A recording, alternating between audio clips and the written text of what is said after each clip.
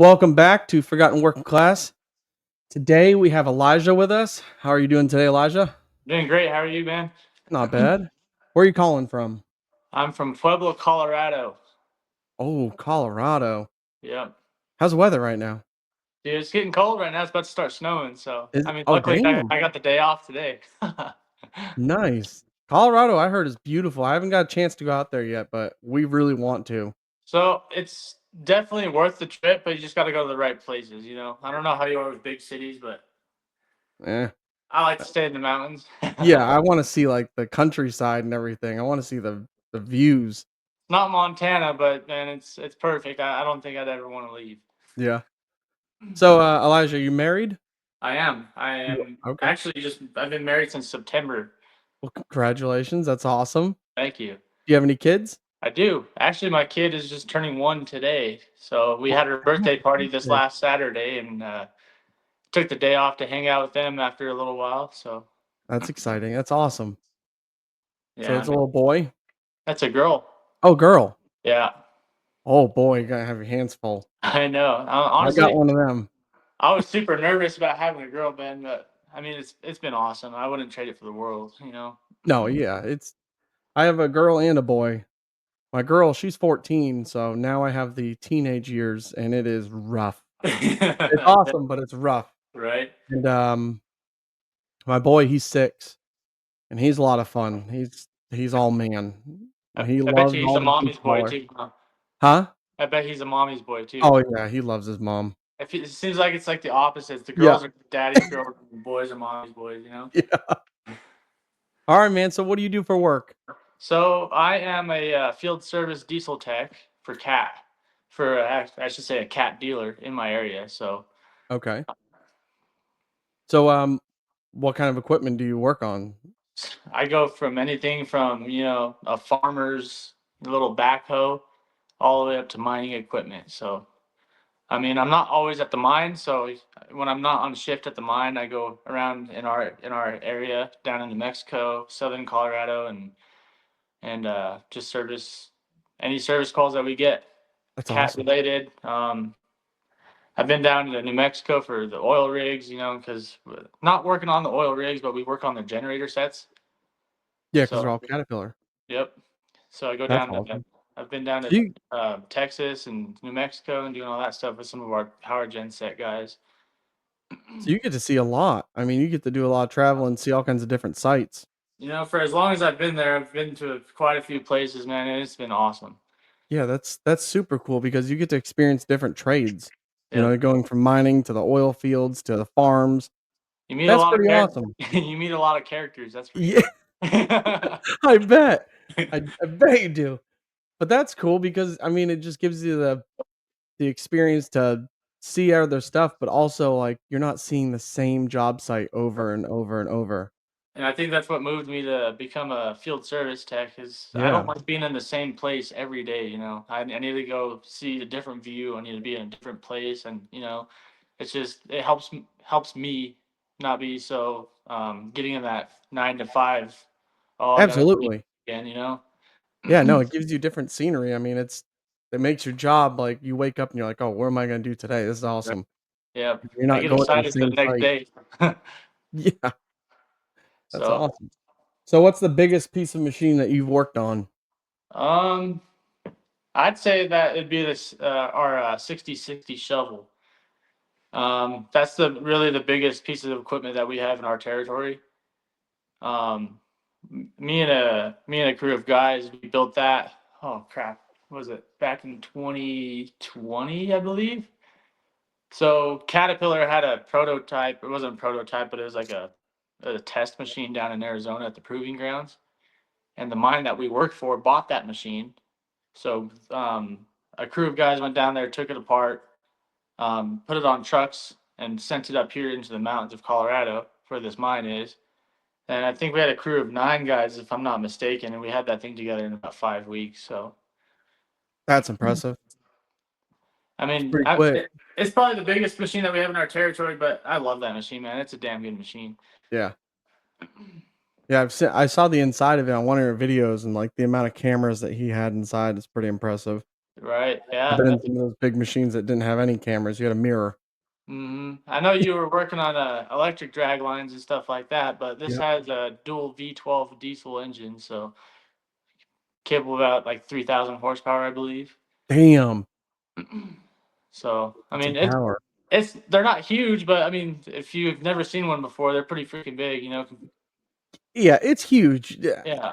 It's a big piece of equipment. Like you said, if you've never seen it, I mean, it definitely blows your mind because people don't understand the tracks on it alone are the size of a truck. Oh, yeah. Oh, dude, I think they're almost. Yeah. You Yeah. probably They're about 7 foot tall, I believe. yeah. So Yeah. I My. did see on one of your videos, and I was very curious on this because I couldn't understand how you did it, but you did a track you either replaced or repaired tracks on one of those shovels, Hmm. and you had the track side up. Right. Did you do it like a were you able to do that like a Traco where you push down, or Yep. do you guys use jacks? Yeah, so that machine has a heavy lift function. You can put the bucket on the ground, hit a button, and you hit that heavy lift function. It'll lift that whole side of the machine up. No And shit.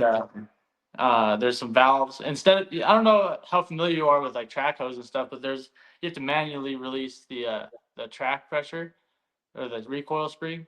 Okay. On those, they're tensioned by hydraulics.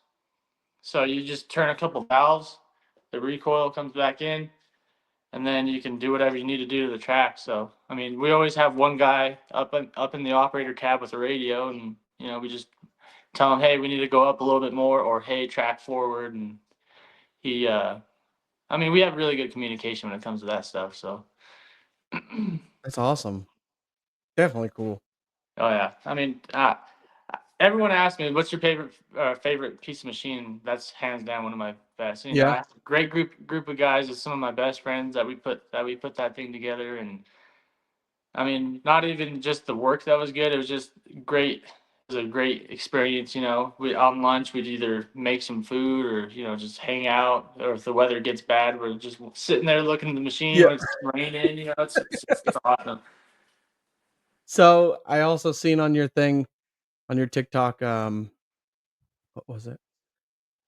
I'm probably wrong on this because I know on the other part of the video, it didn't look like it, but you had a loader that looked like it was carrying a train car. Yeah, that's exactly what it So it was. was a train car. Yep. So one of my Okay. customers, it's actually local to where I live. We have a steel mill, and there's a scrap yard on the backside of that steel mill, and they recycle train cars and stuff like that. So they have like a really old 992D model, I believe it is, and it just has forks on it and picking up whole train cars and moving it Th around. that's what I was saying, like, it really gives the people the perspective of how big this equipment is, 'cause Yeah. it was just driving down with a train car, and I was like, "That's a big ass loader." It kind of amazed me because I didn't really, in the back of my head, I didn't really realize how big train cars were. Yeah. And then you get it on a 992 and it still looks huge, you know what I mean? But it kind of puts in perspective too that the train cars aren't that heavy. They're all usually made out of aluminum. So, I mean, Crazy. literally what that loader does, he picks it up, takes it to these excavators with shears, and they just shear it down and Yeah, send it off. those shears on some of them are wild. We had a girl on the podcast that's what she does, and, like, she had a picture of her next to those shears, and it was just Dude, those mind shears, blowing on how big they were. I was like, "Geez, what are you cutting up with that thing?" Like, those are huge. yeah, those shears are pretty big, man. I mean, Yeah. they're kind of a pain in the butt to work on too. I'll tell I you was just gonna ask you, what. have you worked on any of those? I mean, very, just a little bit, but it was still just the biggest pain in the butt, man. Really? Yeah. So what is the piece of equipment that you least like to work on? Like, what gives you the biggest headache? Mm, I'd have to either say skid steers or a backhoe. Okay. All the smaller equipment always sucks to work on, man. I mean, like, you don't have a lot of arm room, and Yeah. usually people ask me, they're like, "Do you like working on the heavy stuff, like mining equipment?" I was like, "Dude, I would much rather work on mining equipment than small construction equipment. They're like, why? I was like, dude, even though everything is so big and you have to use a It's crane for easier. everything, it's so much easier. Yeah. Like you have more room to get through stuff. I mean, granted, there are some stuff that are a pain in the butt about it. Everything will, You're not sitting there doing this with the bolts, you're doing this with the bolts. right? It's a lot Yeah. easier to get your hand back that now to I've had some places where I've had to do, like, electric motors that are in the house, Hmm. and to get to some of those bolts because you gotta hit them with a, hammer wrench. Right. Eh, some of those times you can only get, like, an inch of a play, so that part really, really sucked. I've had those issues.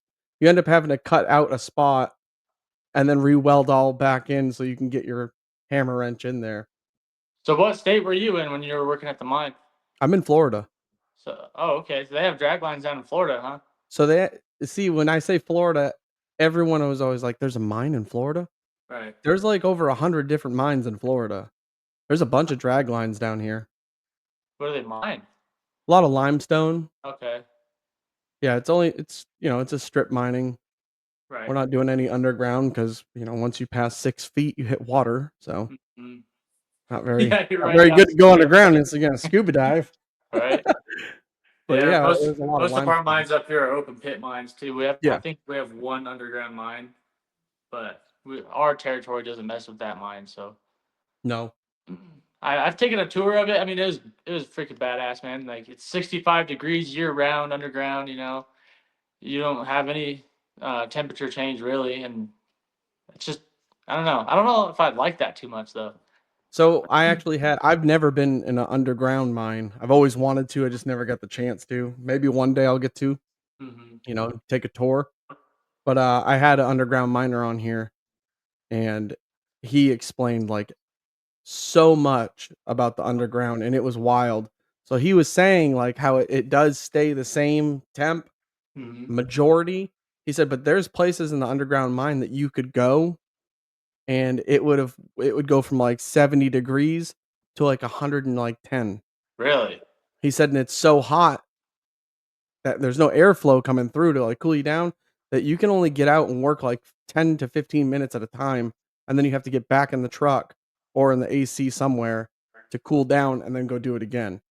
He That's said, "It insane. sucks because, an hour of work is now 3 hours of work." Right. He said, "But, yeah, it's not always." He said, "But there's some spots like that," which was wild to hear. I never knew that. So the crazy thing is when I took that tour, that underground mine up here, so their air ventilation, you're coming up like the grade to come out of the mine, or if you're going back down, there's a wind. Like it's almost like 30-mile-an-hour wind. And it's just blowing straight at your face. I mean, obviously they have to have that much airflow to Yeah. there's Yeah. trucks, there's loaders running down underneath the ground. You got all those like exhaust gases. You got to have at least a pretty good, Yeah, decent airflow. But I was like, holy absolutely. crap! It feels like I'm in a windstorm coming out of here. It's it's That's pretty cool. Yeah, that's definitely cool. I wanna check it out one day. I mean, the only time I've ever been underground was, we went on vacation to Tennessee, and there's a place in Tennessee that's called Ruby Falls, Hmm. and it's got a waterfall underground, Okay. and you take an elevator 12 feet, no, 1,200 feet underground, and, like, you just walk through the whole cavern and everything. That was really cool, but they had a massive waterfall underground. Dude, that's awesome. Yeah, it was super cool, but that's the only time I've ever been underground. I've never gone into mine or anything. I don't think I'd want to do it for 12 hours straight. Come in when the sun's barely coming up and come out when pretty much it's Yeah, you dark. never see the sun. It's always dark. You're just I'm already really, really white. I mean, I would never get a tan. right. Feel like walking out of there as a ghost. The only thing that saves me is being outside all the time, man. Yeah. Yeah, see, I'm not in the pit no more, so I'm super white now. Yeah, man. It's I wouldn't trade my job for anything right now, man. I don't think a lot of people say that blue collar trades like the last resort. Heck no. No, My whole no. family came from blue collar trades, and they were trying to steer me away from it. Go to college. I'm like, that's not for Mm-mm. me. So we actually have a blue collar apparel company too. Okay. It's called Arcing Ahead, and the pun is intended because I was electrocuted to the head. Yeah. So we have up to 100 different trades on our apparel, Okay. and I mean, we have everything from mining to equipment to everything. So it's but our slogan, like our saying, is blue collar blood type because I've seen so many guys that want to try blue collar, but they don't come from the family blue collar, never Mhm. been in it in their life. They want to try it, which is amazing. Do it. Do it. Some people Some people can make it, but a majority that have never been in blue collar or their family's not, they can't cut it. They end up Well, quitting or they just, "I can't do this anymore," and they leave. it's really hard when you don't have that just little bit of background experience, because you come in and you're super green. You know Yeah. nothing about anything, and you're trying to learn. And there's some guys that are pretty rough on you, man. Just gonna say that. At my when I first started in the shop, there's this older guy, and God, man, he picks at you and picks at you just to see how tough your skin is. You know what I mean? He's a really Yeah. great guy, and he'll give you shit for every little thing. But if you can take it, you can hash it back. It's kind of like a respect thing. Like, okay, I see that you can take shit and you can give it out too. So, Yeah. and if you do a good job, he'll glorify you like this, but obviously not like, oh, put this guy here, put this guy here. But he'll if he Gives you respects respect. you, you know that it's a good thing. Yeah. Yeah, I tell you, you learn a lot from the older guys. I mean, See, they know what they're talking about. Now they might come off as a wicked asshole and you're like, "Oh, he's just being an ass," but in reality, that old man, he knows exactly what's happening. You that's should just that's listen to him. that's where a lot of people go wrong when they first come in, right? They think that people are just being an asshole to you just because you're new, but they're really just trying to learn. There's a lot of the old ways are still Yeah, in, even though you have to be respectful with everyone these days. You can't do this and that, but yeah. there's a lot of old school guys out there that teach you the hard way. If you fuck up, you're gonna get yelled at. But that's the way I learned, and That's how I I like to learn. wouldn't exactly, I wouldn't trade that for anything because you need that. You need that feedback, like, "You fucked up." Well, you get cussed out, and there's a reason. It's because I if you're working on this equipment and you fuck up, that costs money, Yeah. and then it comes back to the boss, and now the boss doesn't look good. So he's telling you for a reason to not fuck up because you could also kill somebody, And you're also and out there representing their company. yeah, Yeah, I mean, you're the frontline representative for their business. I mean, yeah, it it kind of sucks to say that because I've always wanted to not work for somebody and go in for myself, but you know how hard that is, it's with hard. family starting up. There's guys that do it and I give them all the props in the world, but that part's not for me. I don't like missing out on a lot of stuff. Yeah. Yeah, I mean, what are your hours right now? So I mean, when I'm up at the mine, they send us out for a week at a time. Oh, okay. So how far is the mine from your house? So it's 2.5 hours. It's just far enough to where if you work a 12-hour shift, it's it sucks to Yeah. come back home and you get home around 8:30 at night to eat, take a shower, and go to bed and wake up at 3:30 in the morning again. So So if they send you out there for a week, what's your, days off like? so this might sound messed up. So we have DOT hours, so we get like 70 hours a week for DOT hours. They'll send us up there for a week, and we'll most likely hit our 70 hours, and then we have to take, I think it's a 30-hour reset. So by the time you park your truck, you get those hours for the rest of the night, and then you get one day off, and then you're back to work. So, yeah, So not much time to so not much unwind. time when you come back from the mine, but usually we get the weekends off. So That's not bad. That yeah, was pretty much yeah, I was doing, like, from 70 to, like, 85 hours a week, and then, yeah, you had the weekend off, but my schedule is 1 in the morning to 4 in the afternoon. So my Sunday wasn't even a Sunday. right, My only day really off was Saturday that you had the whole day that you didn't have to worry. Sunday, you had the morning, but, by 3 o'clock, 4 o'clock, it was like, "Alright, let's eat," and then I have to go to bed because I gotta be up at 1 o'clock. right. I mean, I think the thing that really sucks about the mine schedule is we do rotating days and nights. Yeah. So you'll be on like a day shift for a week, and then we'll switch off to other employees, and then maybe the next time you go up there, you're on nights, and then you have to switch back to days within like a day or two time frame. It messes me up, man. The guys It that do that does. all the time, I don't know how they do it. I did that. I did it a lot, but, I gotta say, I think my favorite schedule I've ever had, like, hands down was, 9 o'clock at night to 9 o'clock in the next morning. Really? Yeah, and when I first started that shift, I was like, "This is fucked up. This sucks." I was like, 9 o'clock at night? That's Right? where we're starting, and once I started, like, the 2nd, 3rd day of doing it, I was like, "This is nice," because by the time we get off, you have a majority of the day to get whatever you have to get done, do whatever you gotta do. No one is on everybody's at work. Right. So all the stores, you can go wherever you had to do, and there was no lines, nothing. So that was kinda Mhm. nice. But I also like working at night a lot more than the day because So 1, it wasn't hot, and right. 2, you're alone. That's Yep. what I liked. I didn't have anybody over my back, "You almost done welding?" It's like, "Yeah, if you get away from me, That finish doing that what I'm was doing." that was gonna be my next point, man. I think working nights is my favorite too. I mean, except for it's transitioning into it. Yeah, But you're alone. You can get your work done without anyone over your back. Like, hey, is this gonna be done? yeah, It's like, or hey, are you doing that right? Or is that safe enough? Like I do everything like I don't want anyone to get hurt. I don't want to yeah. get hurt. Obviously, I'm gonna do it safe. I'm gonna do it by the book. But like, there's some times where you're like, all right, Let's let's do get this done. real quick. Let's go ahead and do this really quick. No one's Yeah. looking, and alright, we did it. We're good. Right. My boss is watching. You didn't hear that. Yeah, that But was all hypothetically. yeah, It wasn't real. yeah. So I did see that on one of your videos, and this had me dying because I was like, "Shit, I don't think I've ever thought of that." Is that you take your service truck home, right? Oh yeah. Loading your dirt bike in. That fucking killed me. I was like, "Yo, that's perfect, bro. That's the Man, easiest way I've ever seen anyone load a dirt bike. it's so Pick it easy. up, put it in." And there's a couple of guys that are out of our branch. When they're out of town, they'll take their dirt bikes with them and they'll go ride trails after.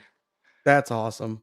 So, I mean, that video I was just kind of goofing around because I had to go pick up my dirt bike from somewhere, and I was like, "Hey, what's your favorite tool?" And I was like, "If I had to pick a favorite tool that was in the back of my truck, I'd keep that there."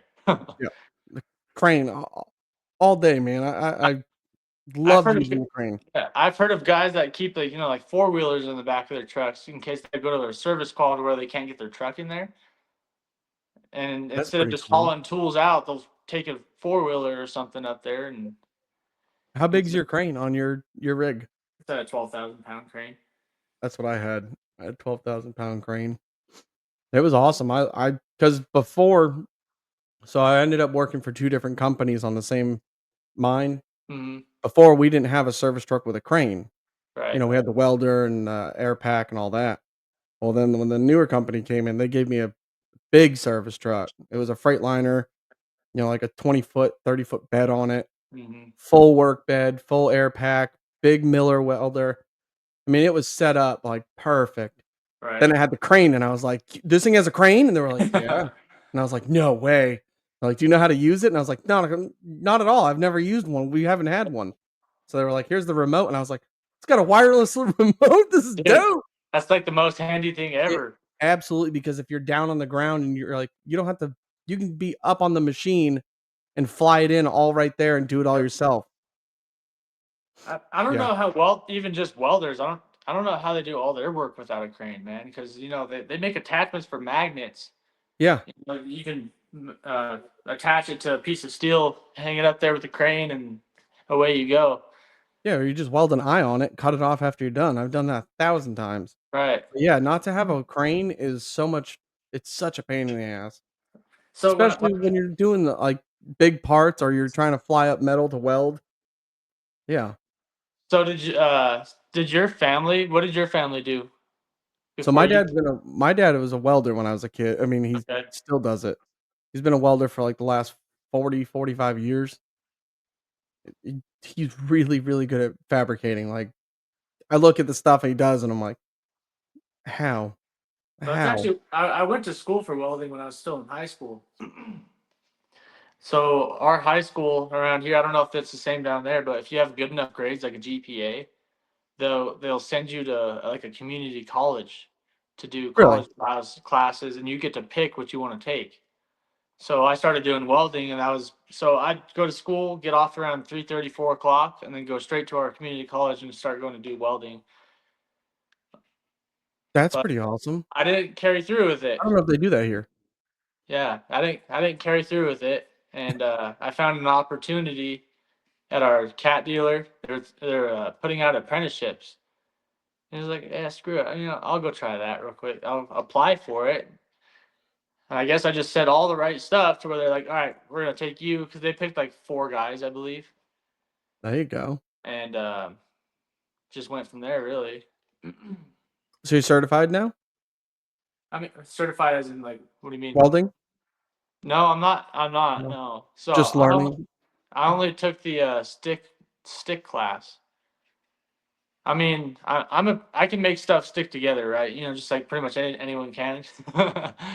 But no, I'm not certified in welding, like technically. Yeah, stick welding, that's all I did. We barely used MIG unless, like, we had to use a suitcase welder. Right. But other than that, it was all stick, everything was stick, That's which I'd rather stick all day than anything else. yeah. MIG is easy, but it's boring. You just Right. Just yeah. hit the trigger. Oh, turn my Stick I wire like speed down a little bit.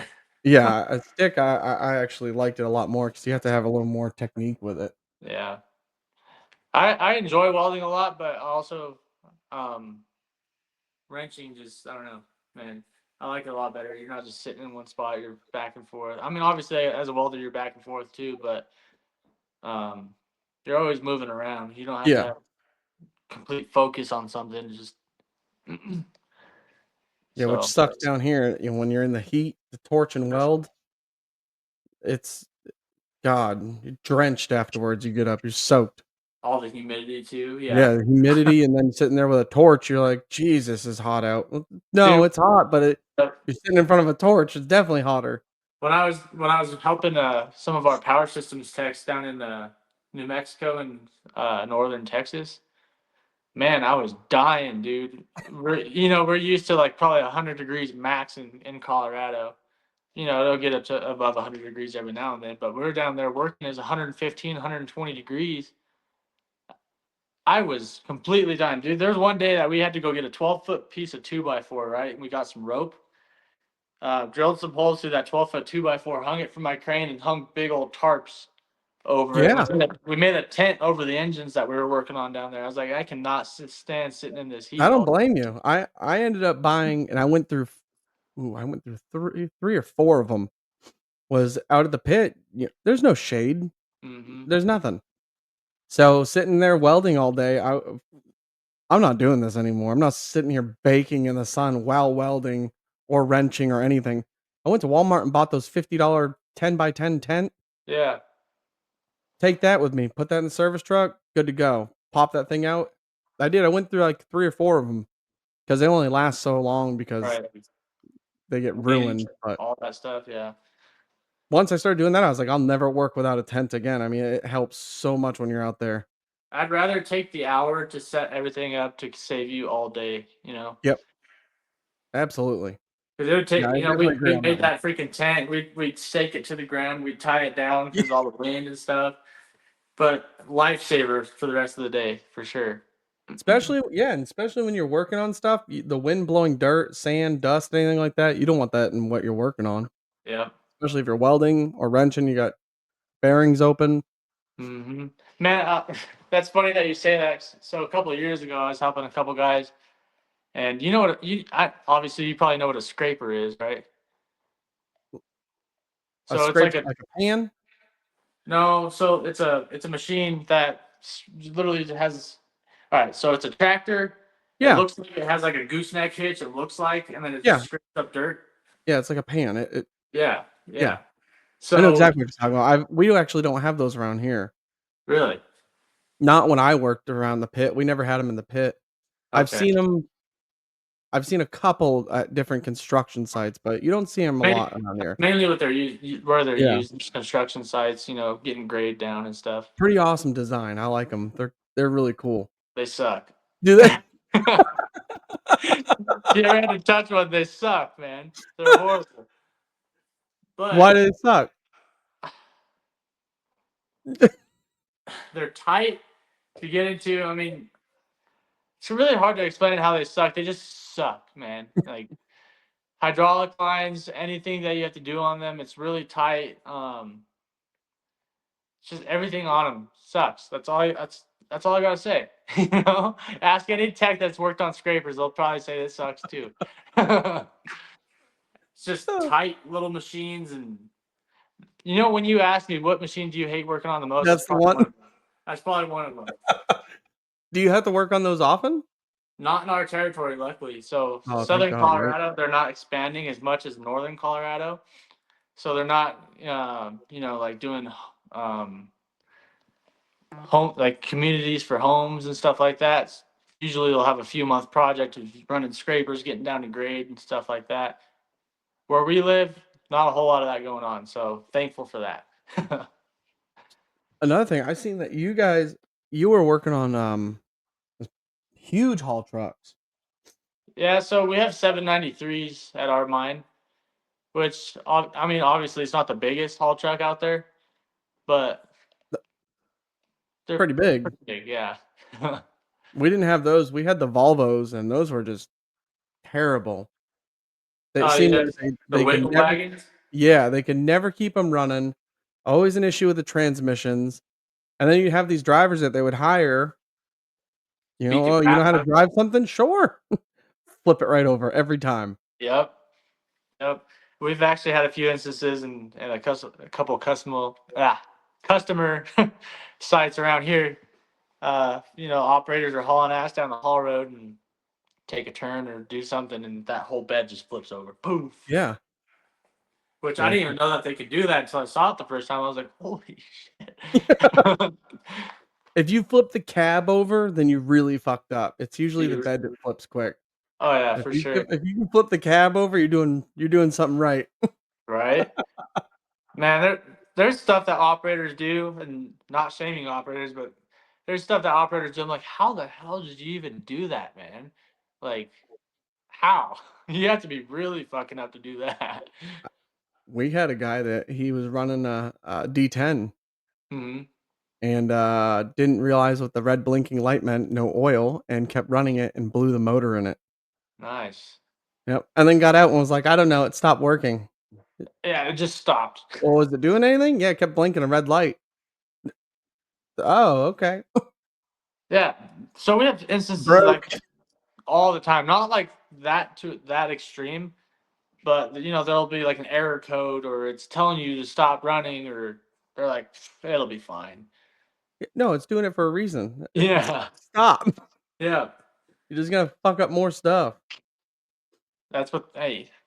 Some of my buddies are That good works at out for you. yeah, some of my That's buddies are good. operators, but they're good at that, okay? They're good at tearing it up. Jesus. I always give them So, crap about it all the time. They're how like, long well, have you been how long have you been doing this? so this will be upcoming on my 7th year. Okay. So right when I graduated high school, I applied for that apprenticeship and I got it. Then they had us sign like a 4-year contract, just because they're paying for all of our schooling. Yeah. They gave us tools too. Oh, that's And awesome. like a basic set of tools, like some socket wrenches and regular wrenches and some pliers, but everything else you had to buy. Which that set of tools that they gave us got us by, but nowhere near enough. Yeah, no, Which I'm it's a not going to lot of complain because there's a free set of tools. you're But also getting a service truck too, so no, that actually wasn't part of it. Oh, really? Yeah, so I did the apprenticeship, and it was 2 years of schooling. They sent us to a community college, just for like diesel technology. So I have like an associate's in diesel technology, and then they sent us to our company's training site to show us how like our actual like CAT equipment. They show us how to troubleshoot that. They show us how to run machines. They show us just the basic stuff. Then I did 2 more years in the shop, so 4 years in total for my apprenticeship, and then I went straight to the field. That's awesome.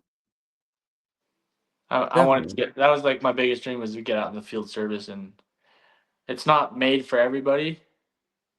Obviously, like we were talking about Yeah. earlier, but I don't think I'd be able to go to the shop unless I really needed to.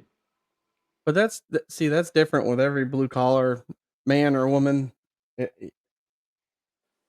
Just because we're blue collar doesn't mean we're cut out for every job. Right? Yeah. You know, I don't mean that, me being a miner, I'm like, well, fuck, I can go to the oil rigs. I probably couldn't. I've Some of never them, worked on an oil rig. some of them guys are built different out there too, man. Exactly. Them dudes are built different. Just like, I mean, look at the linemen that are on helicopters. Those Mm, dudes are built different. They're hanging off of helicopters. that looks fun, man. I always watch those videos. I'm like, I want to try that. Crazy. Absolutely crazy. I mean, it is. Every trade, that person that's in that trade that has stayed in that trade for a while, they're made for that. Oh yeah. That's what they have found and have locked in on. I So, mean, you know what? It's also crappy. Like, there's a lot of people that look down on blue collars for some reason. You know, I've seen that a lot. They're like, "Oh, you guys just did that because you had nowhere else to go." I was like, "Dude, we literally keep the world turning around." so I have noticed doing this podcast, it has gotten we always go to that because back in the day, blue collar was definitely looked down on. Yep. You're a blue collar, oh, that means you're white trash, Or yeah, or or you don't you're know what to do illiterate. with You your can't. life. Yeah, you didn't go to college. That's why you're blue collar. No, no, I chose blue collar because that's what I enjoy. But I think nowadays it's different. I don't think it's looked down on so much as it used to be. Mhm. Now people are realizing the money that's involved. And I've had this conversation with multiple guests, and we always go to the same thing is the newer generation has seen what blue collar can get you. The big lifted trucks, the nice houses. Right. And it's because people don't understand that we make more than most people make that have a college degree. Oh yeah. You But just the got to put problem that is work into it, though, man. Like yeah. probably The what most problem is people you get don't the want new to do generation. anymore. Exactly, a new generation, they don't wanna work. They So want to they hang think that out. they can jump on these job sites and they're like, "Oh, I'm gonna make a killing," but then it comes, "Alright, it's time to work." "Well, I don't wanna do that." Yeah. That's what comes with the money, but don't chase the money, find a job you're passionate about. Hmm. Take pride in, because then you're gonna love your job and you're gonna get that paycheck. Well, even if you put pride into what you do, man, that makes a name for yourself too. Absolutely. Even outside of the company, you know what I mean? Yep. If you're out there just being lazy, you know, just say screw this, screw that, or you take a shortcut through something, that's you're only downgrading your name, man. It's not only the Exactly. company's name, it's your name too. So I've always kept that in the back of my head when I'm at work, you know, because I'm face to face with customers, you know. They remember your name, they remember who you work for.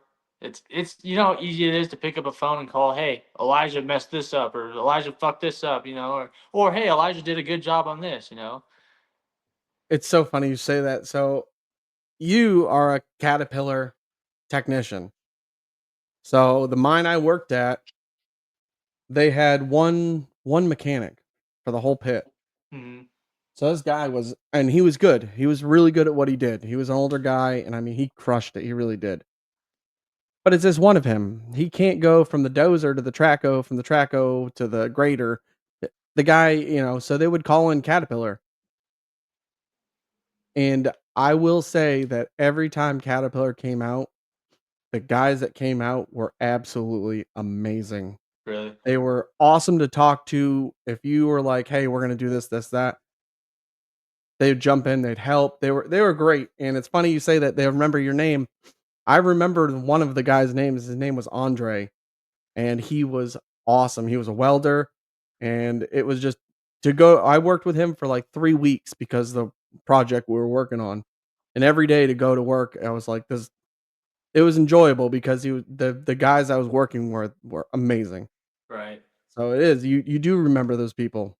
You also make like great relationships too, Yeah, man. Like you meet, like I was saying earlier, you meet all these different characters, and you meet all these different guys that have different life experiences, and either they're out there because you know they have no family. They just work and work and work, or they're out there to provide for their family. Yep. And I've made a lot of friends with people that even work at different places. Like you just get a broad variety of people, and it's freaking awesome just to hear everyone's stories, just like what you're doing on podcast. It is. It's I love it because I get to hear, and like I said, we're not cut out for all the trades. So I get to sit here and hear about what you do for a living and all the information about it. So it's definitely cool to learn the ins and outs of all these different trades. Like I've had a bunch of guys from the oil fields, Hmm. and there's stuff that I've never even heard of Right. that go along with the oil field. It's definitely cool to sit here and talk to all these guys and all these women. Definitely the women, because to hear their side of blue collar and what it is to work in, it's a man's world. That's Yeah. what it was. But there's a lot more women coming in, and it's awesome to see because they're out there crushing it too. I respect that a lot, man. Like I said, like you were saying, I've seen a lot more women coming into the trades too, and they're some of them are more resilient than the men are. Yeah. We've had some girls on here that I tell you right now I wouldn't fuck with. Right. Uh-uh. Yep. We've had some girls on here that are just straight badass. I mean, they are awesome. But Hmm. it's crazy because, when I started into blue collar, to see a woman, it was like, "Whoa, whoa, what is she doing here?" Right. You never seen it. I think we had one girl who worked in the pit, and she was a haul truck driver, Hmm. and you never seen her anyways. I mean, once in a while, I'd be like, "Oh, it was a girl." So at our mine, you'd be surprised on how many women operators there are, like in haul trucks and stuff. When I first went up there and I was running the pit, I had my radio on, and I was like, "There's a woman running operator." And like, not that it's a bad thing. I was just like, "Wow, It takes these yeah, are, you these are some big equipment. That's pretty freaking cool, man. Respect." super awesome. No, I love it. I like getting the girls on here because I've had truck drivers, I've had operators, Mhm. welders, we've had HVAC. I mean, we've had a great variety of different trades that these women are getting into, and it's awesome to see. And it is really cool to see because these days you don't see a lot of strong, like, self sufficient women anymore. Like, don't take that the wrong way, but like back in the day, they're just freaking they're great. And now Yeah. everyone, like we were talking about, just wants a handout. They just freaking sit around, not just women, men too, Yeah. and it's just awesome to see every time I see it too, and even the really really green guys that come in, they just freaking put me somewhere. Tell me what to do. Do this. All right. You want to learn? That's awesome, dude. That's good to see because that right there, is gonna make a great employee because you're willing to jump in and learn.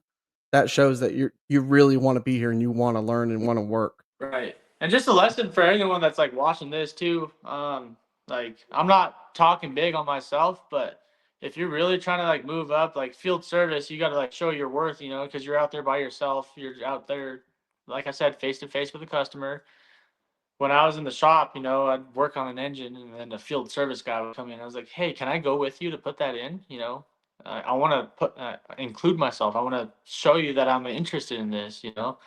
And everyone upper management, they'll see that. They're like, "Wow, you do actually want to try. You want to put in your time. You want to build yourself up to be the field service guy. Whatever, blah blah blah." And I've had a few of the field service guys at our shop that kind of saw that, and they really give me a great chance, and they put in a great word for me. Made a great relationship with them. I'll call them brother every day of the week. Um, but like I said, if you're watching this, just include yourself and show that you want to do it. Yeah, It's absolutely, because in the end of the day, I'll tell you that I did that. That's exactly I was the same way. Something's happening, because the pit is made out of different companies. It's oh not just yeah. one company. So you have subcontractors. Hmm. Eh, this person over here, if I had nothing going on and you needed help, I would jump over on there and help you with this. Jump over there and help you with this. Even if I didn't work with you every day, Yeah. we're still at the same site. Like it all has to work together. But I was doing the same thing. I would jump into anything I could, do everything I could do the best of my ability. And I started to notice that the bosses definitely they see that. They really do. You might think that they don't watch, they Yeah. don't care, but they do see it. And they would start requesting, "Hey, I want John to get on that and work on that because I know it'll get done right." You know? That's what really helped me get up to where I am. I mean, like I'm not a perfect mechanic. Nobody's gonna be perfect, right? I'm still learning. Everybody's still learning every day. You got to put your pride aside too. You know, if someone corrects you, if Yeah, someone you have yeah, to take that as a you have learning to take it. experience. You can't be like, oh yeah, I knew that, or yeah, whatever. Dude, just Yeah, be humble about it and be like, yeah, I messed up, or okay, I'll do that better the next time. And I mean, it'll pay off. It'll definitely pay off. definitely, it's definitely good advice because you do need that. Because nowadays, someone yells at somebody, they think it's, "Oh, he's being disrespectful or it's hurting my feelings." I tell you right now, we had a saying, it was, "Leave your feelings at the gate." Yep. 'Cause you can't go back to the feelings because you're gonna yell at your coworker, coworker's gonna yell at you, your boss is definitely gonna yell at you at one point. Hmm. You can't get upset about it, don't take it to heart. Just like you said, take it as a learning experience, like, "Alright, I'm getting cussed out for why? What reason? Yeah. Because I fucked up." Yep. Learn from your mistakes. Yep. And this might sound dumb, but when I was learning, I loved being yelled at because it made me not want to do that same thing again. Absolutely. It's like when you're a I little would kid and your parents yell at you or you're in trouble, you're not going to do that again, right? You might get smacked upon the head, you know? Obviously, you're not going to get smacked at work, but you just got to think about that like, oh, okay, so that was the wrong way to do that. yeah. Let's correct myself next time. I don't I want to get worked for an old timer that I think I would say he probably showed me 90% of what I've learned in the mines. Like, the amount of knowledge this man had was just incredible. Yep. But you fuck up, and I tell you right now, he'd scare you. Yep. He'd come unglued, and when he was done, you were like, "I'm never doing that again. Right. I'm gonna do exactly how he wanted, and I'm never gonna do that one again." Yeah, so But that they guy I was learn. telling you about that always yelled at us. He's not like the biggest guy in the world, but man, he is ruthless. Yeah, He will make you feel like you're the lowest thing on freaking earth. But he would do it with as not just being an asshole, but as being a mentor, you know what I mean? But if you couldn't take it, he was always doing it, you know, yeah. until you learn. He used to tell us if we were just sitting there, like, you drinking a bottle of water, I Yeah. mean, he'd fucking see you and he'd scream, "You better not be drinking more than you can piss out and then more you can sweat out because we ain't got time to piss today." You're like, Right. Yep. "Jesus, all right, I'm not drinking anymore." I think that's the worst thing about everyone trying to get into the trade these days too, because most of the experienced guys that have been doing it 20, 30 years, they're retiring. Yeah, So you have to soak up everything you can while you're in there, you know? Like that's probably where you're going to get your best information, not from a book, not that's a from really good point. not something Yeah, that you're reading. You have to hear from their experiences and what they've learned and take that into your everyday work. And oh, he found a shortcut that was more safe and it got it done faster, or you know, got it done easier. You know, they, you're never gonna find any other better information than an experienced guy. that's a really good way of putting that. So anybody that's watching, if you're out there working right now and you got a lot of them older guys in your trades or your job, whatever, definitely look because I didn't think of that. Once they're all retired and gone, dude, it's You're gonna not be get, hard unless you found somebody that learned from them to get those older techniques, the way of doing this, the way of doing that, it's all gonna be gone. hmm. That's the stage of where we're at now, is that all the older guys are gonna be that point of retiring. That's another point on why I was saying put your pride away. You know, Yeah, you're not gonna be the biggest baddest guy out there. Learn from who you can. I mean, absolutely. obviously you're gonna get experience, but right then and there, if you don't learn from the guys that have been doing it for freaking ever, dude, like you're screwed. Stop, find another one, do something Yeah. else. Yeah, you're not cut out for it. Hmm. Yeah. Man, I'll tell you what, Elijah, it was awesome having you on today. You know, I was nervous about it, but I man, it was told a great you. time. I could honestly, dude, I could probably keep talking to you for a freaking hour. Yeah, I told Another hour. you, it's not that hard. So anybody watching that wants to come on the podcast and you're nervous, it's not that hard. Yeah, I appreciate you having me on here, man. It's great to talk to someone else. Get out of my comfort zone a little bit and Yeah. share some stories. And I thought it was pretty cool. So No, absolutely loved it, man. Once again, I appreciate you coming on here. Do you wanna give out your podcast not your podcast, your YouTube channel that you started and your um, TikTok information?